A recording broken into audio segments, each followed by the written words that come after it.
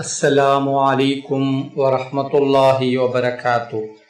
പ്രിയപ്പെട്ട സഹോദര സഹോദരിമാരെ, ഇന്നത്തെ മജ്‌ലിസിൽ ചൊല്ലുന്ന ദിക്ർ ഏറ്റവും മഹത്തായ, ഒരുപാട് ഫലങ്ങൾ തരുന്ന ഒരു അത്ഭുത ദിക്റാണ്. ഈ ദിക്ർ നാം ചൊല്ലുകയാണെങ്കിൽ നമ്മുടെ ഉദ്ദേശങ്ങൾ പെട്ടെന്ന് പൂർത്തിയായി കിട്ടുന്നതാണ്. നമ്മുടെ ആഗ്രഹങ്ങൾ പെട്ടെന്ന് സഫലമായി കിട്ടുന്നതാണ്. ആവശ്യങ്ങൾ നേടിയെടുക്കാൻ ഈ ദിക്ർ കാരണമായി തീരുന്നതാണ്. മാത്രമല്ല, ഹലാലായ മാർഗത്തിലൂടെ സമ്പത്ത് വർദ്ധിക്കാൻ ഈ ദിക്ർ കാരണമാകുന്നു.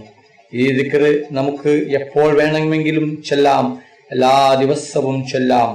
ജീവിതത്തിൽ വിശാലതയുണ്ടാകാൻ, ജീവിതത്തിൽ വിജയമുണ്ടാകാൻ, ബർക്കത്തുണ്ടാകാൻ, നമ്മുടെ കാര്യങ്ങൾ എളുപ്പമാകാൻ, തടസ്സങ്ങൾ നീങ്ങിക്കിട്ടാൻ, നമ്മുടെ ഉദ്ദേശങ്ങൾ പെട്ടെന്ന് പൂർത്തിയായി കിട്ടാൻ, ഹലാലായ മാർഗത്തിലൂടെ സമ്പത്തുണ്ടാകാൻ, മക്കളുണ്ടാകാൻ നാം എപ്പോഴും പതിവാക്കേണ്ട ഒരു ദിക്റാണിത്. അള്ളാഹുവിന്റെ പരിശുദ്ധ നാമമായ അസ്മാഉൽ ഹുസ്നയിൽപ്പെട്ട യാ ബാസിത്തു യാ അല്ലാഹ് എന്ന ഇസ്മു. ബാസിത്തു എന്ന് പറഞ്ഞാൽ എല്ലാം വിശാലമാക്കുന്നവൻ, എല്ലാം വിശാലത ചെയ്യുന്നവൻ എന്നാണ് അർത്ഥം. യാ ബാസിത്തു യാ അല്ലാഹ് എന്ന ഇസ്മിന്റെ മഹത്വങ്ങൾ പറഞ്ഞ സ്ഥലത്ത് മഹാന്മാർ പഠിപ്പിക്കുന്നു, യാ ബാസിത്തു യാ അല്ലാഹ് എന്ന ഇസ്മ റിസ്ഖിന് വേണ്ടിയുള്ളതും റഹ്മത്തിന് വേണ്ടിയുമുള്ളതുമാണ്. മക്കളെ ആഗ്രഹിക്കുന്നവർ, സമ്പത്ത് ആഗ്രഹിക്കുന്നവർ, ജീവിതത്തിൽ വിശാലത ആഗ്രഹിക്കുന്നവർ, ദുനിയാവിലെ എല്ലാ കാര്യങ്ങളും എളുപ്പമായി കിട്ടാൻ ആഗ്രഹിക്കുന്നവർ യാ ബാസിത്തു യാ അല്ലാഹ് എന്ന ഇസ്മ 72 പ്രാവശ്യം പതിവാക്കട്ടെ. ഇത് ഫലം കിട്ടിയ കാര്യമാണ് എന്ന് മഹാന്മാർ അവരുടെ കിതാബുകളിൽ രേഖപ്പെടുത്തിയതായി കാണാം. യാ ബാസിത്തു യാ അല്ലാഹ് എന്ന ഇസ്മ എല്ലാ ദിവസവും 72 പ്രാവശ്യം നാം പതിവാക്കിയാൽ നമ്മുടെ ജീവിതം രക്ഷപ്പെടും, നമ്മുടെ എല്ലാ കാര്യങ്ങളും എളുപ്പമാകും, നമ്മുടെ ജീവിതത്തിൽ സന്തോഷമുണ്ടാകും, സമാധാനമുണ്ടാകും, സാമ്പത്തികമായ ഉയർച്ചയുണ്ടാകും, പണത്തിന് ഒരു ബുദ്ധിമുട്ടും നമ്മുടെ ജീവിതത്തിൽ ഉണ്ടാകുകയില്ല. മക്കളില്ലാത്തവർക്ക് മക്കളെ അള്ളാഹു കൊടുക്കും. എന്താണോ നമ്മുടെ ജീവിതത്തിൽ ആഗ്രഹിക്കുന്നത് അതെല്ലാം അള്ളാഹു സുബ്ഹാനഹു തആല നൽകുന്നതാണ്. നമ്മുടെ വിഷമങ്ങൾ മാറാൻ, പ്രയാസങ്ങൾ മാറാൻ, ബുദ്ധിമുട്ടുകൾ അകലാൻ, ദുഃഖങ്ങൾ മാറാൻ, ടെൻഷൻ മാറാൻ ഈ ദിക്ർ കാരണമായി തീരുന്നു. അതുകൊണ്ട് എല്ലാവരും ഈ ഇസ്മ ജീവിതത്തിന്റെ ഭാഗമാക്കുക. അള്ളാഹു സുബ്ഹാനഹു തആല തൗഫീഖ് ചെയ്യട്ടെ. അള്ളാഹു സുബ്ഹാനഹു തആല നമ്മുടെ എല്ലാ ഹലാലായ ഉദ്ദേശങ്ങളും പെട്ടെന്ന് പൂർത്തിയാക്കി തരട്ടെ. നമ്മുടെ എല്ലാ വിഷമങ്ങളും പ്രയാസങ്ങളും ബുദ്ധിമുട്ടുകളും അള്ളാഹു സുബ്ഹാനഹു തആല മാറ്റി തരട്ടെ. അപ്പോൾ എല്ലാവരും ഉസ്താദിന്റെ കൂടെ ഈ ദിക്ർ 100 പ്രാവശ്യം ചൊല്ലണം. അതിനുശേഷം നമുക്ക് ദുആയിലേക്ക് പ്രവേശിക്കാം. അള്ളാഹു സുബ്ഹാനഹു തആല നമ്മുടെ മജ്‌ലിസ് സ്വീകരിക്കുമാറാകട്ടെ. ദുആക്ക് ഇജാബത്തുള്ള മജ്‌ലിസായി അല്ലാഹു സുബ്ഹാനഹു തആല നമ്മിൽ നിന്നും കബൂൽ ചെയ്യട്ടെ. ഈ മഹത്തായ മജ്‌ലിസിൽ ഒരുമിച്ച് കൂടിയ എല്ലാ സഹോദര സഹോദരിമാർക്കും അല്ലാഹു സുബ്ഹാനഹു തആല അർഹമായ പ്രതിഫലം നൽകട്ടെ. ഓരോരുത്തരുടെ മനസ്സിലുള്ള ഉദ്ദേശങ്ങൾ, ആഗ്രഹങ്ങൾ, ആവശ്യങ്ങൾ അല്ലാഹു സുബ്ഹാനഹു തആല എളുപ്പത്തിൽ പൂർത്തിയാക്കി കൊടുക്കട്ടെ. ഓരോരുത്തരുടെ മനസ്സിലുള്ള വിഷമങ്ങൾ, പ്രയാസങ്ങൾ, ബുദ്ധിമുട്ടുകൾ, സങ്കടങ്ങൾ, ദുഃഖങ്ങൾ, രോഗങ്ങൾ, കടങ്ങൾ, ടെൻഷനുകൾ എല്ലാം അല്ലാഹു സുബ്ഹാനഹു തആല മാറ്റിക്കൊടുക്കട്ടെ. അഊദു ബില്ലാഹി മിനശ് ശൈത്വാനിർ റജീം. ബിസ്മില്ലാഹിർ റഹ്മാനിർ റഹീം. ഫദ്കുറൂനി അദ്കുറുകും വഷ്കുറൂ ലീ വലാ തക്ഫുറൂൻ. لا إله إلا الله لا إله إلا الله لا إله إلا الله لا إله إلا الله لا إله إلا الله لا إله إلا الله لا إله إلا الله لا إله إلا الله لا إله إلا الله لا إله إلا الله لا إله إلا الله لا إله إلا الله لا إله إلا الله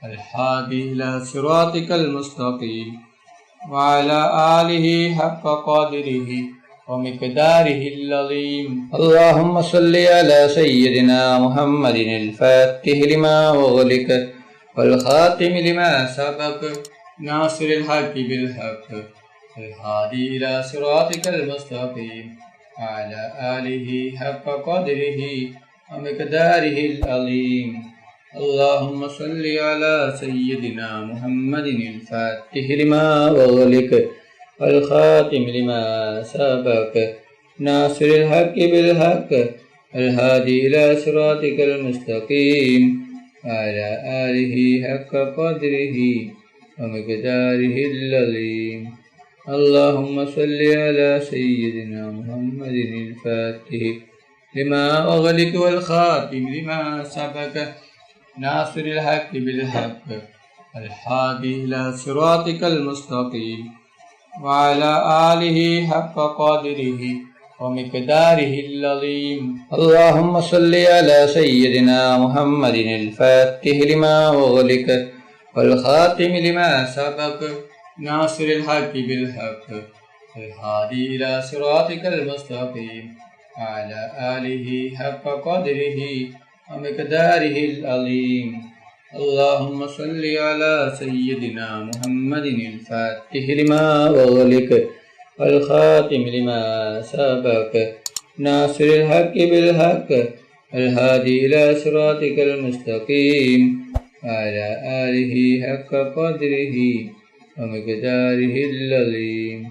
اللهم صل على سيدنا محمد الفاتح لما أغلق والخاتم لما سبق ناصر الحق بالحق الهادي إلى صراطك المستقيم وعلى آله حق قدره ومقداره العظيم. اللهم صل على سيدنا محمد الفاتح لما أغلق والخاتم لما سبق ناصر الحق بالحق الهادي إلى صراطك المستقيم وعلى آله حق قدره ومقداره العظيم. اللهم صل على سيدنا محمد الفاتح لما أغلق والخاتم لما سبق ناصر الحق بالحق الهادي إلى صراطك المستقيم وعلى آله حق قدره ومقداره العظيم. اللهم صل على سيدنا محمد الفاتح لما أغلق والخاتم لما سبق ناصر الحق بالحق الهادي إلى صراطك المستقيم وعلى آله حق قدره ومقداره العظيم. اللهم صل على سيدنا محمد الفاتح لما أغلق والخاتم لما سبق ناصر الحق بالحق الهادي إلى صراطك المستقيم وعلى آله حق قدره ومقداره العظيم. اللهم صل على سيدنا محمد الفاتح لما أغلق والخاتم لما سبق ناصر الحق بالحق الهادي إلى صراطك المستقيم وعلى آله حق قدره ومقداره العظيم. اللهم صل على سيدنا محمد الفاتح لما أغلق والخاتم لما سبق ناصر الحق بالحق الهادي إلى صراطك المستقيم وعلى آله حق قدره ومقداره العظيم. اللهم صل على سيدنا محمد الفاتح لما أغلق والخاتم لما سبق ناصر الحق بالحق الهادي إلى صراطك المستقيم وعلى آله حق قدره ومقداره العظيم. اللهم صل على سيدنا محمد الفاتح لما أغلق والخاتم لما سبق ناصر الحق بالحق الهادي إلى صراطك المستقيم وعلى آله حق قدره ومقداره العظيم. اللهم صل على سيدنا محمد الفاتح لما أغلق والخاتم لما سبق ناصر الحق بالحق الهادي إلى صراطك المستقيم وعلى آله حق قدره ومقداره العظيم. اللهم صل على سيدنا محمد الفاتح لما أغلق والخاتم لما سبق ناصر الحق بالحق والهادي إلى صراطك المستقيم وعلى آله حق قدره ومقداره العظيم. اللهم صل على سيدنا محمد الفاتح لما أغلق والخاتم لما سبق ناصر الحق بالحق الهادي إلى صراطك المستقيم وعلى آله حق قدره ومقداره العظيم. അല്ലാഹു സുബ്ഹാനഹു തആല നമ്മുടെ മജ്ലിസ് സ്വീകരിക്കുമാറാകട്ടെ. ദുആക്ക് ഇജാബത്ത് കിട്ടുന്ന മജ്ലിസായി നമ്മിൽ നിന്നും അല്ലാഹു സുബ്ഹാനഹു തആല കബൂൽ ചെയ്യട്ടെ. ഈ മഹത്തായ മജ്ലിസിൽ ഒരുമിച്ച് കൂടിയ ദിക്റുകൾ ചൊല്ലിയ സ്വലാത്തുകൾ ചൊല്ലിയ എല്ലാവർക്കും അല്ലാഹു സുബ്ഹാനഹു തആല അർഹമായ പ്രതിഫലം നൽകി അനുഗ്രഹിക്കട്ടെ. നമ്മുടെ മനസ്സിലുള്ള എല്ലാ ഉദ്ദേശങ്ങളും എല്ലാ ആഗ്രഹങ്ങളും എല്ലാ ആവശ്യങ്ങളും അല്ലാഹു സുബ്ഹാനഹു തആല ഈ മജ്ലിസിന്റെ ബർക്കത്ത് കൊണ്ട് ഈ ദിവസത്തിന്റെ ബർക്കത്ത് കൊണ്ട് അല്ലാഹു സുബ്ഹാനഹു തആല പെട്ടെന്ന് പൂർത്തിയാക്കി തരട്ടെ.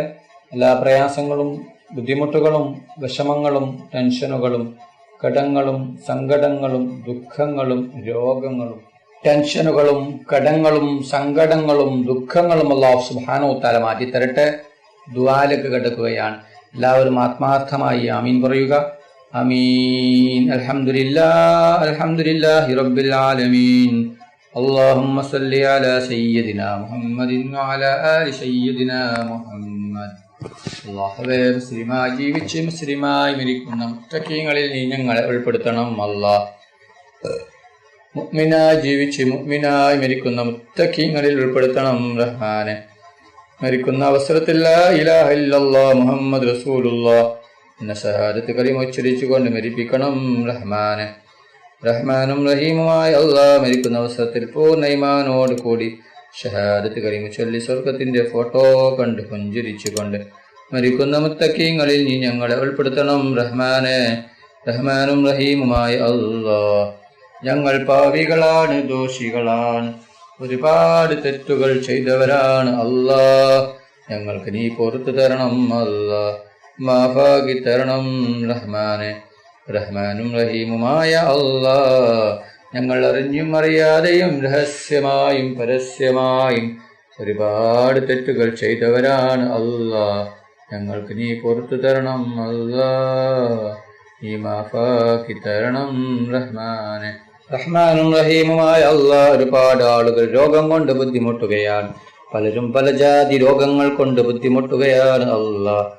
അല്ലാഹ്, ഡോക്ടർമാർ പോലും കഴിഞ്ഞ രോഗമാണ്. അല്ലാഹ്, പലരും ഹോസ്പിറ്റലിലാണ്, പലരും ICUലാണ്. അല്ലാഹ്, ഒരു രോഗം എന്ത് രോഗമാണെങ്കിലും നീ പൂർണ്ണ ശിഫ നൽകണം. അല്ലാഹ്, ശിഫ നൽകുന്നവൻ നീയാണല്ലോ റബ്ബേ. പൂർണ്ണ ശിഫ നൽകണം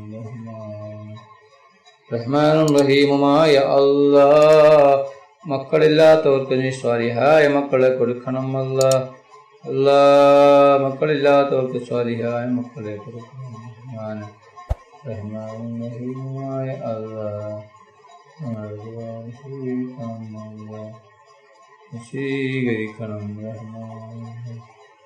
റഹ്മാനും റഹീമുമായ അല്ലാഹ്, കടങ്ങൾ കൊണ്ട് ബുദ്ധിമുട്ടുന്ന ഒരുപാട് പേരുണ്ട്. അല്ലാഹ്, കോടികൾ കടങ്ങളാണ്, ലക്ഷങ്ങൾ കടങ്ങളാണ്, 10,000 കടങ്ങളാണ്. അല്ലാഹ്, വീടാൻ ഒരു വഴിയുമില്ലല്ലോ റബ്ബേ.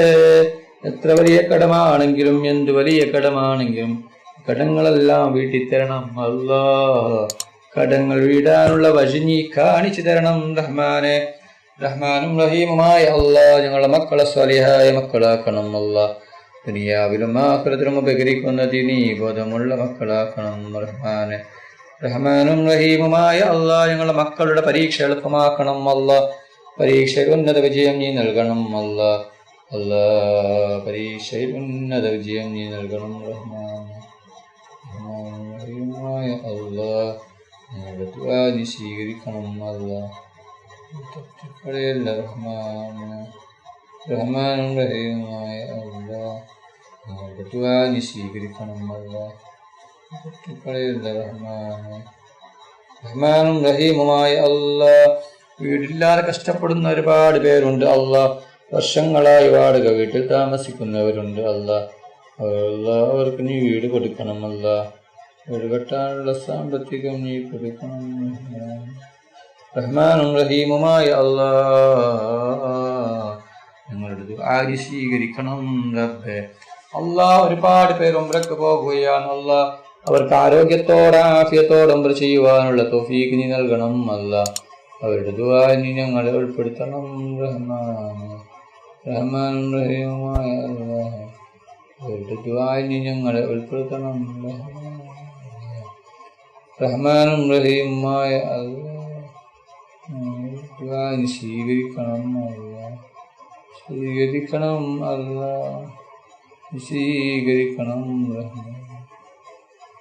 റഹ്മാനും റഹീമുമായ ഞങ്ങളുടെ ദുആ നീ സ്വീകരിക്കണം റഹ്മാനും റഹീമുമായ അല്ലാഹ്. ഒരുപാട് ആളുകൾ മരിച്ചു പോയിട്ടുണ്ട് അല്ലാഹ്.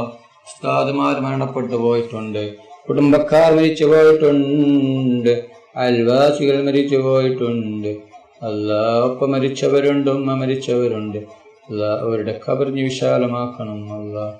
അവരുടെ ഖബർ നീ സ്വർഗ്ഗത്തോപ്പാക്കണം അല്ലാഹ്. അവരെയും ഞങ്ങളെയും നാളെ ജന്നാത്തിൽ നബി മുഹമ്മദ് സല്ലല്ലാഹു അലൈഹി വസല്ലം സ്വർഗ്ഗത്തിൽ ഒരുമിച്ച് കൂട്ടണം റഹ്മാനെ. റഹ്മാനും റഹീമുമായ ഈ ലോകത്തും ഗുണവാനാക്കണം റഹ്മാനെ. ربنا تقبل منا إنك أنت السميع العليم وتب علينا إنك أنت التواب الرحيم. آمين آمين آمين برحمتك يا أرحم الراحمين. الله تعالى محمد وآله وصحبه أجمعين. سبحان ربك رب العزة عما يصفون. الحمد لله رب العالمين. صلى الله على محمد صلى الله عليه وسلم. صلى الله على محمد صلى الله عليه وسلم. صلى الله على محمد صلى الله عليه وسلم. صلى الله على محمد صلى الله عليه وسلم. صلى الله على محمد صلى الله عليه وسلم. صلى الله على محمد صلى الله عليه وسلم.